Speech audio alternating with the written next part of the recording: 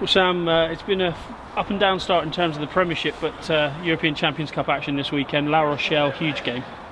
Yeah, massive game. We've kind of obviously reviewed what happened last week, but we kind of part that now with a massive chance to really start the pool well, which we haven't really done in the past few years. We're looking to go away to La Rochelle to put in a massive result against a strong French side, and we know how hard it will be, but we're very much looking forward to it.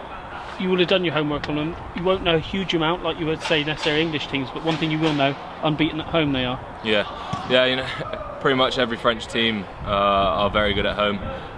Whether they travel well is yet to see, but we know that we've got a very stiff test to go out there and get a result, but the work that we've done early on in the week hopefully will put us in good stead for Saturday. You talk about Champions Cup, but a lot of people say it's the next level down from a test match. It's right up there. International stars are plenty. Do you see it that way? Yeah. Every European Cup game I've played in has always been a tough game. Pretty much the ones that I remember really are the French games. The Montpellier here and the Montpellier away. Although when we were at home we beat them quite comfortably in the end. 50-60 minutes, that game was pretty much like a test match. So we've really got to front up physically. As a forward, our maul and our set piece is going to be huge because we know that their mauling game is massive for them. So like I said, we've got to really front up for this Saturday. We know what's coming. And you've got a fully firing squad now. All the international boys are back from World Cup, and that you're going there in a good place, though, aren't you? Yeah. Competition for places is massive at the moment. Pretty much got 2 or 3 players that are pushing each other in every single position, which can only bode well for the boys that do get picked in the 23.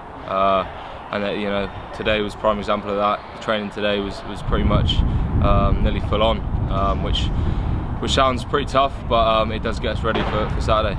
People have talked about it that last weekend was a blip, but how have you said you parked it? How have you got over it? What have you talked about? I think as a team it was probably the best we'd played in the first half. So we've got to take massive confidence from that, but also we've got to like I said, we parked it, but we have broke it down and we have seen where things went wrong. And that second half probably wasn't good enough as an Exeter Chiefs performance. For 60 minutes we were dominant and very much the better side.